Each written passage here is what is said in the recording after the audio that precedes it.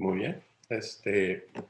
Ah, Vamos a iniciar entonces nuestro repaso de la lección. Am, el tema de esta semana es la adoración en la educación. ¿Qué entendemos cuando hablamos de adoración? Me gustaría escuchar comentarios de ustedes. ¿Qué entendemos cuando hablamos de adoración? ¿Qué es adoración? ¿Qué les viene a la mente? ¿Qué idea tienen? ¿Cómo en qué ponemos nuestra mente? ¿Dónde fijamos nuestra vista? Muy bien. ¿Alguien más? Dar gracias, honra.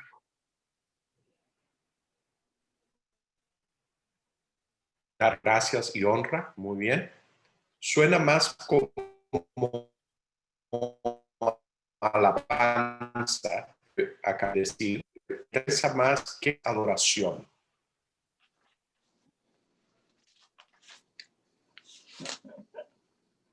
También para mí ha sido como más como a qué le dedicamos más el tiempo,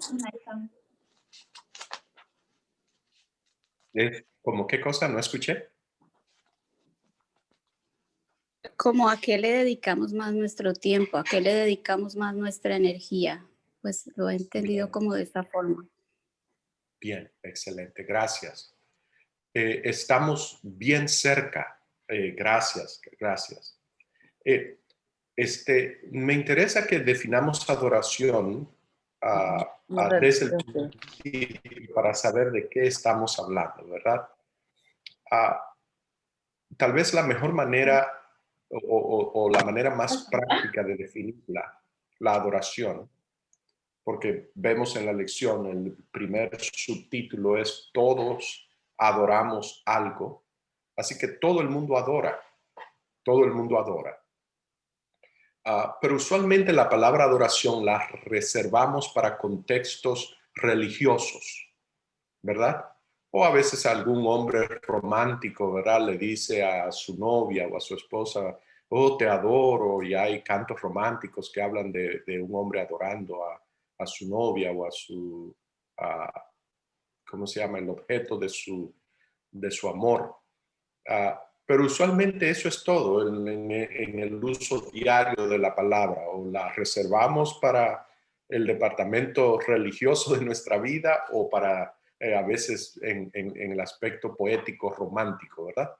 Bien, la realidad es que la adoración eh, refleja, representa, habla acerca del principio organizante de nuestras vidas.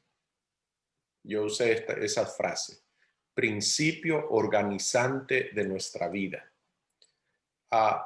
El objeto de nuestra adoración, el objeto de nuestra adoración, sea una persona, o sea una cosa, o sea una idea, es el punto alrededor del cual gira nuestra existencia. Así que el principio organizante de nuestra vida es lo que la adoración es. Esto significa ¿qué yo quiero decir con principio organizante?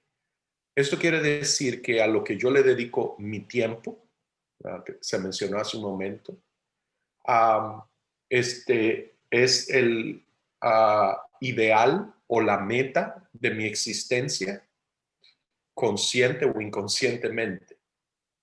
Puede ser que yo lo pueda articular y decir que yo lo identifiqué, y puede ser que no tenga ni la más remota idea que lo estoy haciendo, pero eso no cambia el hecho que es una realidad en mi vida. Y todo el mundo tiene un principio organizante de su vida, algo que te coloca todo lo demás donde va, no donde debe ir, sino donde usted lo colocó, porque ese es el principio organizante que está usando. Es donde yo coloco todo lo demás en mi vida. Eso es lo que es la adoración. Así que desde el punto de vista de Dios, Dios pide adoración. De hecho, es más que eso. Dios no solo pide adoración, Dios pide adoración exclusiva. Él dice que solo Él merece adoración, que solo Él debe ser el principio organizante de la vida, la meta, el objetivo y el eje sobre el cual mi vida gire. Y Él dice que tiene que ser exclusivamente, que subir cualquier otra cosa que quiera ocupar ese lugar. Y yo entonces lanzo la pregunta, ¿por qué tiene Dios razón en reclamar ese lugar y reclamarlo de una manera exclusiva? ¿Por qué? ¿Por qué razón tiene que ser Dios el principio organizante de nuestra vida? ¿Y qué tiene eso que ver con la educación? Que es el tema de esta semana. ¿Alguien tiene alguna idea por qué Dios dice que Él debe de ser el principio organizante de nuestra existencia? ¿Está correcto Dios en hacer ese reclamo? ¿Quién se beneficia de esta, ¿cómo se llama? De esta directiva divina que Dios quiere que sea así? ¿Alguien quiere hacer algún comentario?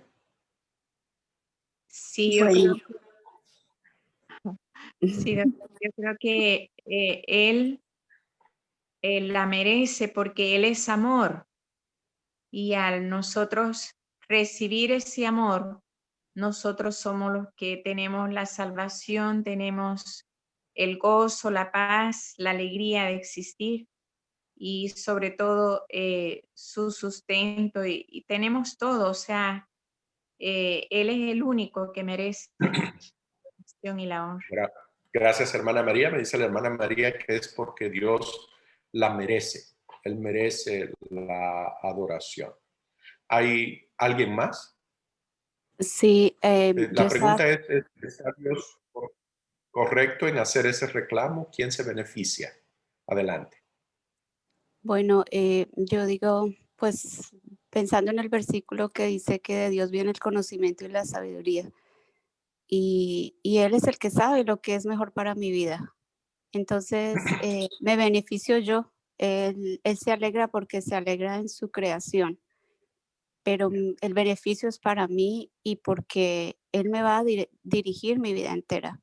Pero si yo no lo pongo a Él en primer lugar, por eso ando dando vueltas todo el tiempo, enredándome con las cosas del mundo. Pero uno entiende eso, pero luego empezar a ponerlo en práctica es difícil, pero también pues el Señor nos dice que nada es imposible. Entonces, aunque a veces uno quiera desistir, pues será, no sé, perseverar. La Biblia también nos llama a perseverar y que Él nos puede cambiar poco a poco, ¿no? Podemos perseverar toda la vida y un día el Señor nos va a perfeccionar, pero creo que los caminos de Dios son mejores que hacer nuestra propia voluntad. Muy bien. Así que tenemos que, porque Dios lo merece y también porque Él sabe lo que es mejor para nosotros. ¿Hay alguien más que quiera responder la pregunta? Sí, la adoración está relacionada con el proyecto de Dios, que es lo que Dios tiene en mente cuando creó al hombre. Es un proyecto, el hombre es un proyecto. Igual que como se hace cualquier proyecto, cualquier empresa, un edificio, primero se hace un plano, porque hay un plan, y se debe poner todo en papel. Si es una receta, es un plan, y lo mismo pasa con una comida que se va a preparar. La persona hace así y hace una lista de ingredientes, tiene un plan. Dios también creando el hombre, pues él hizo una receta. El hombre es un proyecto. Y el proyecto es que el hombre fue creado y iba a tener tierra y también espíritu, o sea, carne y espíritu. Eso es lo que pasó en el día sexto, que Dios creó al hombre y lo hizo el día de los animales, lo hizo de carne. Y entonces los animales ya fueron terminados ese día, pero el hombre no. El hombre tenía que entrar en una alianza con Dios para ser terminado, y entonces alcanzaba aquello que dicen a segunda Pedro capítulo 1, que sería participante de la naturaleza divina. O sea, ahí el hombre iba a estar terminado. Así que entonces el sábado es lo que se puso allí inmediatamente después del día sexto, inmediatamente después de la creación del hombre, para que el hombre ahora llegara al sábado a la adoración, y ahí se completaba. Dios puso el árbol del conocimiento entre el día sexto y el séptimo, para que el hombre en el conocimiento, eso era el libre albedrío, la libertad, de la cual hoy hablamos mucho en esta mañana, para que fuera por una decisión del hombre si llegaba a la adoración, y no llegó. Y entonces se ha dañado el plan. Cristo ha venido para restaurarlo, y ahora en Cristo entramos, lo que esperamos por la fe, llegar a la presencia de Dios. Así que la adoración es la herramienta de Dios para completar el proyecto hombre, para que el hombre esté terminado. Muy bien. Notemos que adoración ocurre como el producto de una interacción. Adoración habla de relación y determina qué tipo de relación tenemos. Eso es lo que es adoración. Uno adora algo o alguien. Hay un objeto de la adoración. Así que hay un elemento de otro en este proceso, ¿verdad? Que no soy yo mismo. Y decíamos hace un momento que es el principio organizante de nuestra vida. Esto significa que el objeto de nuestra adoración es determinante para el resto de nuestra existencia. Cómo yo manejo mis finanzas, cómo está mi salud, mi desarrollo profesional, académico o de mi carrera, profesión, lo que sea que esté haciendo, mi familia, mis hijos y mi esposo, esposa, mi relación con la sociedad, absolutamente todo lo demás, cómo manejo mi tiempo, mi expectativa de vida, absolutamente todo lo demás en mi vida proviene de allí, porque el principio organizante, cómo está organizada mi vida, la adoración toca cada uno de esos puntos. Dios reclama adoración para Él. Él dice que ese es el lugar legítimo de Él, es como ser el objeto de nuestra adoración.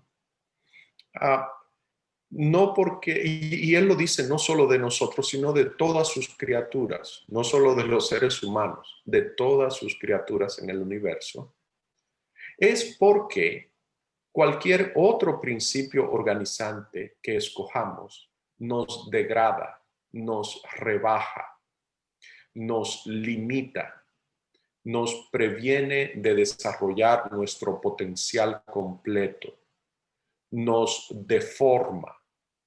Porque el principio de la adoración es que a quien adoramos, así llegamos a ser. Si estamos diciendo entonces que la adoración funciona también, el objeto de la adoración funciona también como un tipo de estándar. Usemos el ejemplo de una unidad de medida, una libra.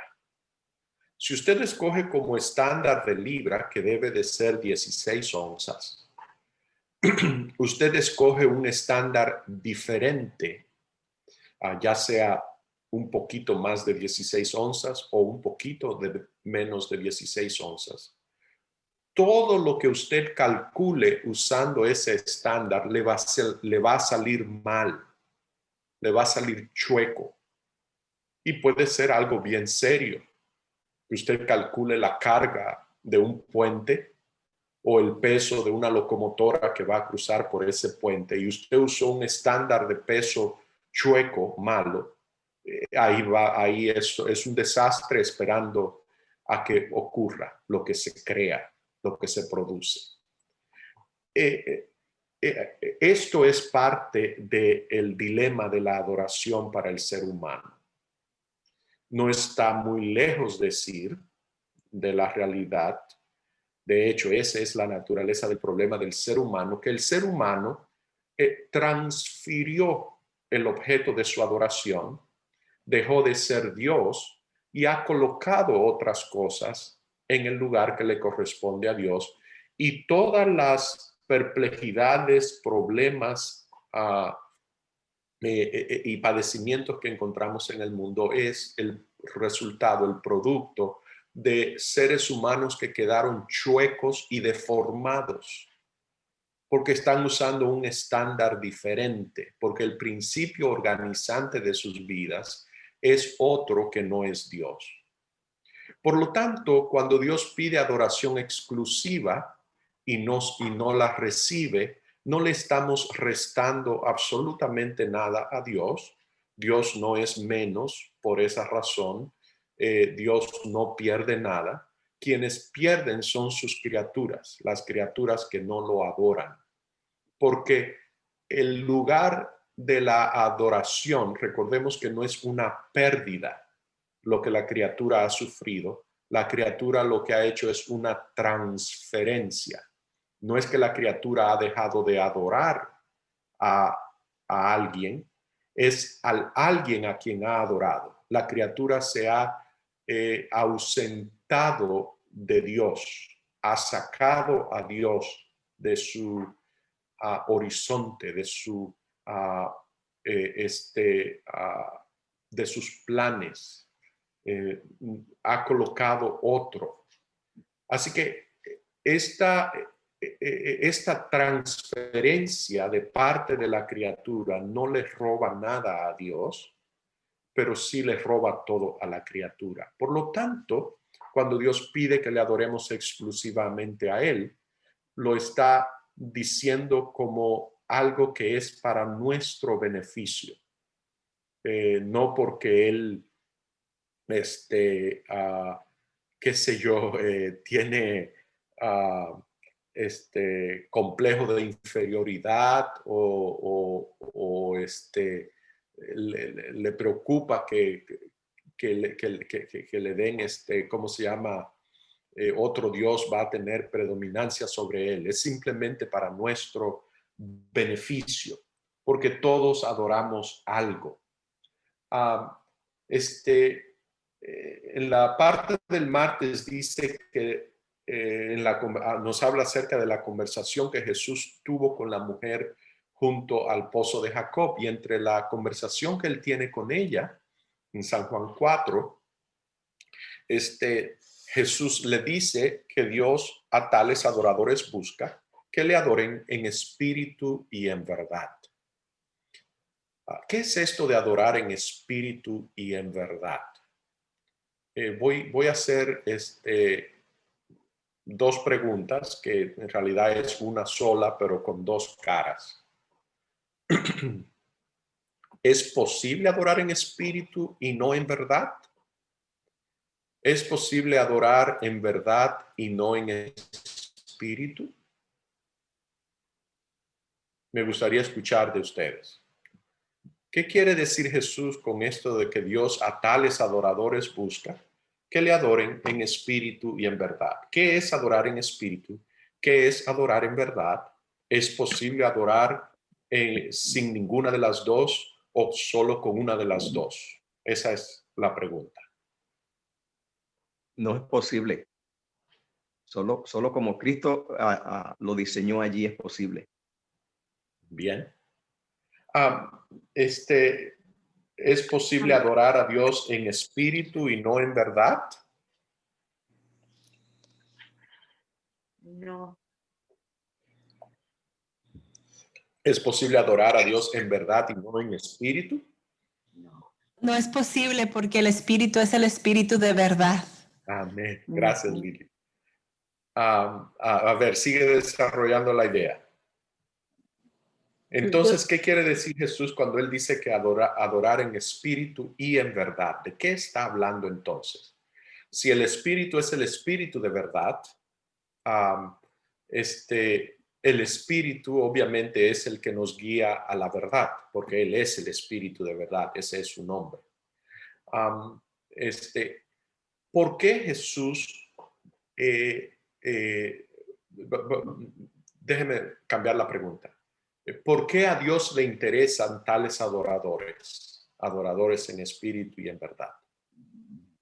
Yo creo que porque en ellos se encuentra un corazón sincero, no un corazón perfecto, pero un corazón sincero que anhela, que anhela buscar la verdad. Bien, notemos que no está diciendo, está diciendo que ya ellos están en verdad, están adorándolo en verdad, no sinceramente buscando la verdad, sino que ya lo están adorando en verdad, que esos son los tales adoradores que Dios busca. ¿Qué quiere decir esto que Él busca a esos adoradores? Bueno, alguien diría, es porque no los ha encontrado. Bien. ¿Por qué los busca? ¿Por qué esa es la adoración que le interesa? ¿Será que Dios recibe algún tipo de adoración diferente a esa? ¿Es posible pensar que se le rinde a Dios tal adoración? ¿De qué está hablando Jesús cuando habla de adorarle en espíritu y en verdad? Quiero Pastor, escuchar. doctor, Dígame. pues si Jesús es la verdad, entonces es adorarle en él mismo, ¿no? Bien. Porque también decimos adorar a Dios o adorar a Jesús, pero no, en verdad no es a él, sino adoramos otras cosas. Muy bien. La declaración de Espíritu es Jesús. verdad en el espíritu y en el mismo, ¿no? Muy bien, gracias. Lo que yo quería añadir a la idea del espíritu de verdad es el espíritu quien nos convence de pecado, de justicia y de juicio. Y la palabra humildad, ¿verdad? También va muy de la mano con todo esto, porque es un espíritu que viene dispuesto a aprender, a tomar del Señor, a aceptar su dirección, lo que Él nos muestra, lo que Él nos guía a toda verdad, dijo Jesús, el Espíritu os guiará a toda verdad. Entonces, un espíritu así dispuesto, esa es la adoración que el Señor busca, que nosotros estemos dispuestos a aprender de Él, a ser guiados a esa verdad. Por eso no puede existir uno sin lo otro, porque si el Espíritu no te guía, no puedes llegar a ella. Y si no estás dispuesto a recibirla, en verdad, él es la verdad que Él te está mostrando, entonces no llegas a esa adoración en espíritu y en verdad. Amén. Gracias, Lili. Y a Dios le interesa esa adoración porque hay una adoración que se ofrece, que no es en verdad, que es en mentira. Si estamos hablando y una adoración que se ofrece y existe, la mentira consiste en que pretende hacerse pasar por la verdad. No es alguien que mentirosamente adora, no es alguien que verdaderamente adora en mentira, es alguien que mentirosamente adora en mentira o mentirosamente pretende adorar en verdad. Es alguien, en eso es que consiste la adoración en mentira, no en verdad. De eso está hablando, nos habla el primer mandamiento, de que Dios quiere una relación. Recordemos que adoración es una respuesta, es una relación donde hay un objeto de la adoración. Y Dios entiende que nuestra respuesta a su iniciativa debe de ser la adoración. Esa es la respuesta apropiada de la relación. Así se llama, adoración. Ese es el nombre que tiene la relación que tenemos con Él. Tenemos que ampliar nuestra definición de adoración. Adoración no es alabanza. Adoración envuelve alabanza, pero no es alabanza. Adoración no es algo que yo hago un día a la semana o algo que hago en la iglesia. Adoración es el principio organizante de mi vida, cada día que vivo, desde escoger a qué hora me acuesto en la noche, eso es un acto de adoración. Desde escoger si me compro esto o no compro aquello, de si como esta comida o no como aquella. Cada una de esas cosas son actos de adoración. Es el principio organizante de mi vida. Todo lo que yo hago cuando tomo a Dios en cuenta, eso es adoración. Adorar a Dios en verdad es que necesitamos conocer al Dios que es en verdad. Que no caigamos en la trampa de Caín, de buscar adorar al Dios verdadero a mi manera, de relacionarme con un Dios que no es el Dios verdadero, pero pretendiendo que es el Dios verdadero. Para decirlo más correctamente, al Dios verdadero con mis ideas propias de quién es el Dios verdadero. Quién es no el Dios verdadero como es, sino el Dios que yo quiero que sea, como yo quiero que Él sea, no como Él es. Hay mucha gente que quiere adorar a Dios de esa manera. No el Dios como es, sino el Dios como yo pienso que es. Y ese Dios como yo pienso que es un Dios falso, es haciéndome un Dios falso del Dios verdadero. Es teniendo una representación falsa del Dios verdadero. Y por eso es central el papel del Espíritu, porque esa revelación ocurre en espíritu. Y el Espíritu está disponible, está a la mano, ha sido dado. Por lo tanto, el trabajo que queda pendiente no es de parte de Dios ni del Espíritu, como nos acaba de mencionar Lili, es qué yo hago con la verdad que el Espíritu de verdad me ha revelado. ¿La amo? ¿La acepto? ¿O prefiero seguir con mis ideas? Prefiero la mentira, seguir pretendiendo que estoy adorando al Dios verdadero, pero a mí, la idea mía de Él, no el Dios que es. Esa es la única verdadera adoración. Toda otra adoración es una imitación falsificada de la adoración. Indudablemente estamos adorando y podemos estar convencidos que estamos adorando al Dios verdadero, pero tu vida te va indicando que está chueca, que hay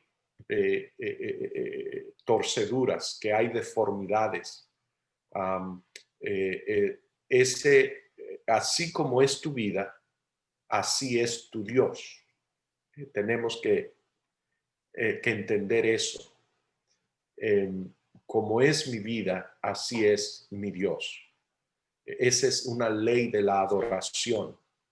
Mi vida dice, testifica, demuestra quién es mi Dios, cómo es mi Dios. Mi carácter es un reflejo del carácter de mi Dios. ¿Cómo es tu carácter? Y en la medida que tienen que ocurrir cambios, en esa medida, sabemos que si estamos adorando en espíritu y en verdad. Hacer un comentario. Aquí, adelante. Sí, adelante. Anoche estaba leyendo Primera de Juan y entendí algo que quizás es muy básico, pero cuando uno lo entiende, guiado por el Espíritu, impacta diferente, resuena diferente. Yo sé exactamente de lo que estás hablando, Lili. Adelante. Que uno estas cosas las escucha, pero cuando Dios te las dice, en ese momento que estás bueno, es diferente, ¿verdad? Es diferente. Y leí este verso que dice, y esta es la confianza que tenemos en Él, que si pedimos alguna cosa conforme a su voluntad, Él nos oye. Y me cayó el 20 en ese momento, me vinieron tantas cosas que leemos en la Biblia que son la voluntad de Dios. La voluntad de Dios es vuestra santificación. Ahorita estamos estudiando que la voluntad de Dios es que le adoremos en espíritu y en verdad.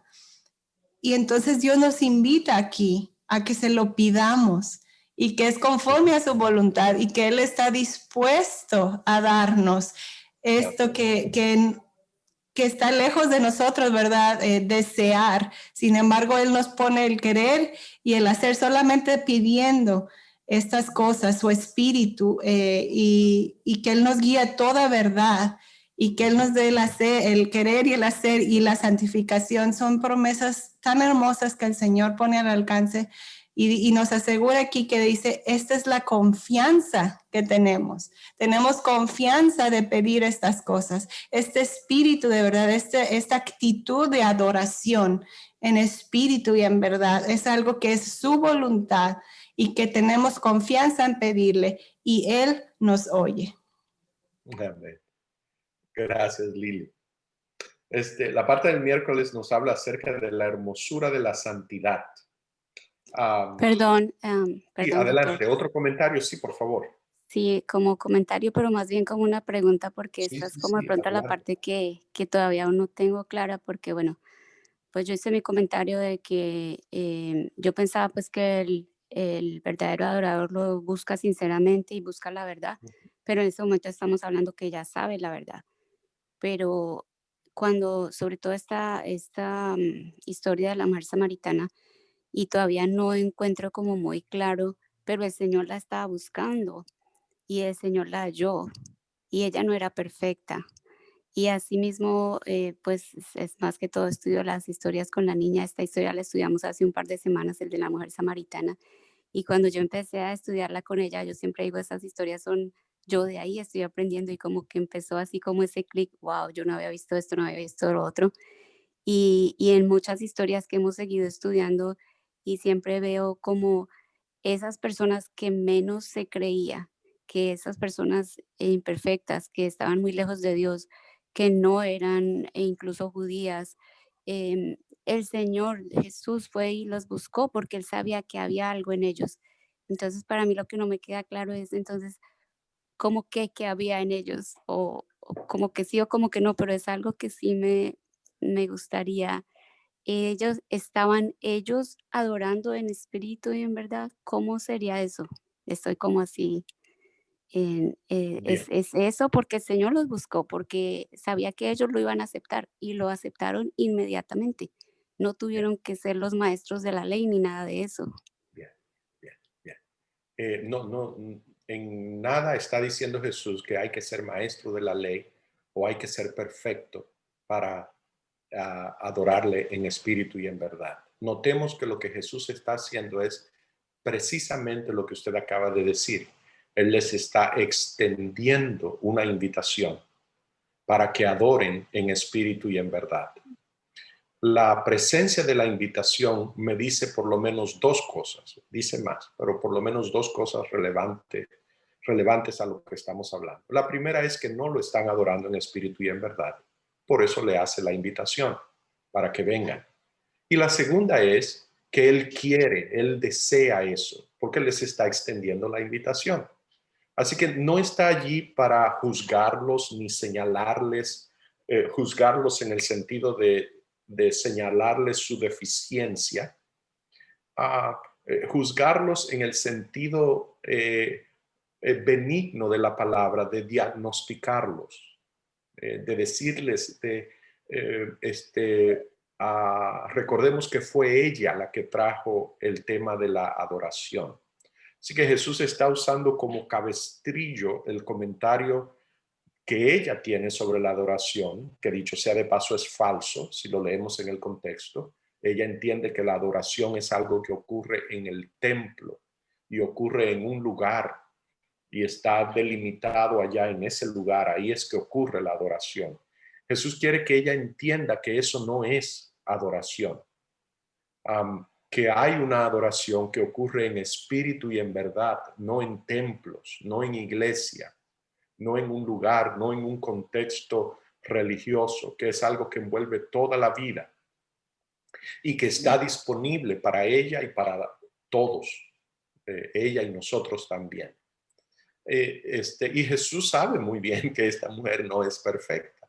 Así que ya ahí me está diciendo todo lo que tengo que saber, lo que necesito saber acerca de lo que Jesús piensa para quien está disponible la invitación, que es para gente que no es perfecta. Sean sinceros, sean insinceros, sean malos, sean terribles. O sea, desde el momento que decimos que Jesús está lidiando con seres humanos, está lidiando con todo eso, está lidiando con gente mala, imperfecta, gente engañosa, gente de corazón chueco y torcido, pero es a ellos a quienes Él ama, allí donde están. Pero porque los ama, no los quiere dejar allí donde están, los quiere traer a una relación diferente, que es lo que es la adoración. Adoración en espíritu y en verdad. Y esos son los adoradores que Dios está buscando. Porque la otra adoración no es adoración en sí. Esa es la otra cara de la moneda, que la otra manera de existir, esa no es adoración. En otras palabras, a ver si lo puedo decir en una corta frase. Jesús le está diciendo a la mujer samaritana, al extenderle la invitación, que cambie su idea acerca de qué es la adoración. Que la adoración no es un asunto de si en Jerusalén, en el templo, o aquí donde había un templo una vez por tanto tiempo. La adoración no es acerca de eso. Voy a decir entre paréntesis aquí que captemos las implicaciones grandes de esto, porque Jesús no está desautorizando la adoración en un lugar y autorizándola en otra.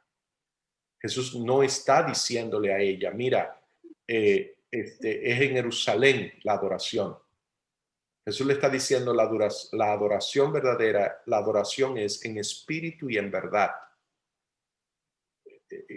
No dejemos de pasar ese detalle, cierro paréntesis. Entonces Jesús lo que le está diciendo es, yo te invito a que adores, es a ti y a tu gente, en ella a toda la humanidad, a ti que te invito a adorar. Adoración genuina, la genuina, no la imitación falsa que anda por allí. En el templo en Jerusalén, hay que saber que ese era el único lugar en el mundo donde se adoraba al Dios verdadero. Y Jesús le está diciendo que esa no es adoración en espíritu y en verdad. Es porque no es adoración. Esa no es la adoración. La adoración, vuelvo y repito, es el principio central, organizante de mi vida. Es lo que yo vivo cada día en mi casa, en compañía, en soledad. Es cada aspecto de mi vida,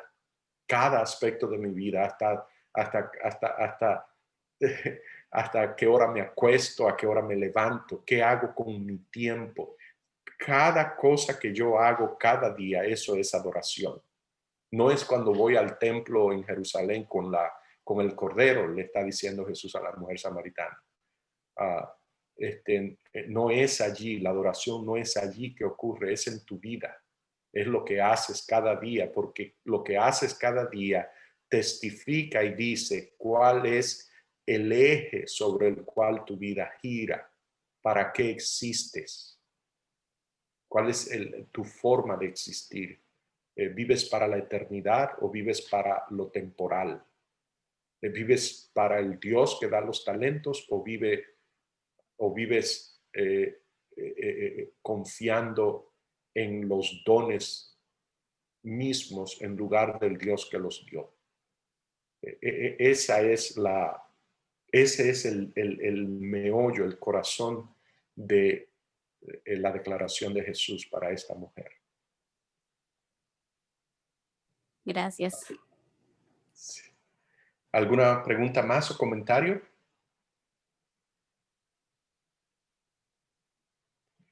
Hablemos de la hermosura de la santidad y la idolatría en la educación. Yo no sé cuánto tiempo más tengo.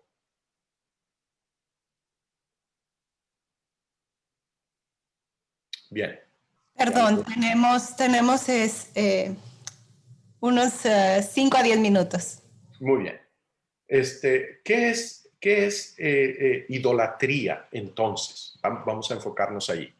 ¿Qué es idolatría y qué tiene que ver todo esto en la educación? Porque esto envuelve a entendimiento de dos conceptos centrales. El de la idolatría, yo creo que ya de lo que hemos conversado hasta ahora, creo que tenemos una idea clara de qué es idolatría. Idolatría es simplemente cuando el eje, el punto, el organizante de mi vida es otro u otra cosa que no es Dios. Y hay muchas opciones en el mundo hoy, y la han habido siempre. Pero el apóstol Pablo lo resume de esta manera, es adorando a la criatura antes que al creador. Todo lo demás que no es el creador es una criatura, es creación de él, así sea una idea. No tiene que ser un animal. Pueden ser concepciones mentales, la mitología griega, todas esos seres que ellos crearon mitológicos, griegos, romanos, egipcios, aún los nórdicos,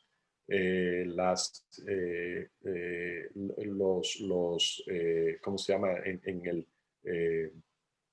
subcontinente de la India, todas esas mitologías, esas cosas son productos de la mente humana, son creaciones, son criaturas de criaturas. Así que solamente hay dos cosas, es la criatura o al creador. Esas son las opciones. Así que la idolatría no es más que adorar cualquier otra cosa que no es el creador. Y el efecto que tiene la idolatría, por lo tanto, como ya dijimos al principio, es que te da un estándar chueco, un estándar incompleto. Así que todo lo demás que tú saques de allí no te va a dar, no va a medir lo correcto, no mide porque no tiene la medida, no tiene el peso, no es el estándar correcto. Estás usando una norma diferente. Así que tu carácter se te deforma. Todo lo que tú edifiques usando ese estándar va a quedar chueco, va a quedar mal hecho. Eso es el problema que tiene la idolatría. Y educación, cómo nos formamos a nosotros mismos, cómo formamos nuestro carácter y cómo contribuimos a la formación del carácter de otros. Usualmente nos miramos hacia nuestros hijos como una relación de maestro a estudiante, ¿verdad? De alguien que enseña o instruye. Y es un papel que tenemos y es un papel importante. Pero nosotros simultáneamente somos estudiantes también. Necesitamos instrucción y de hecho recibimos instrucción todo el tiempo y somos instruidos todo el tiempo.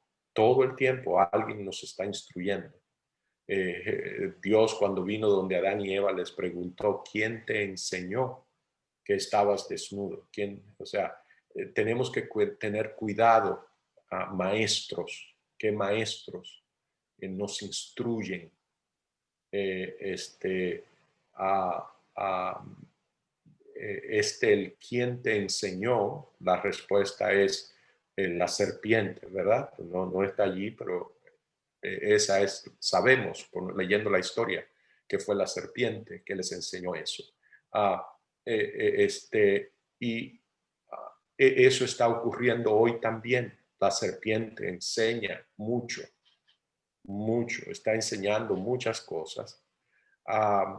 Y enseña con mucha eficiencia, con mucha sutileza y con mucha habilidad, y engaña.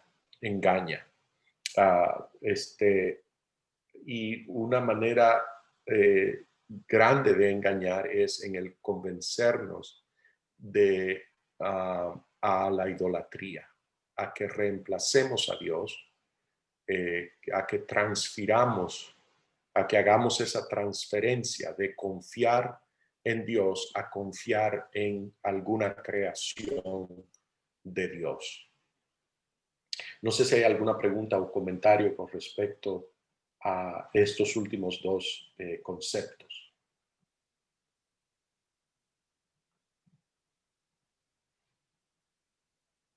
Bien, pues parece que el tiempo terminó. Gracias a todos por su participación tan positiva al estudio de esta semana. Dios les bendiga. Gracias, doctor. Vamos a continuar en esta mañana entonces con nuestro video misionero. Les invitamos a ver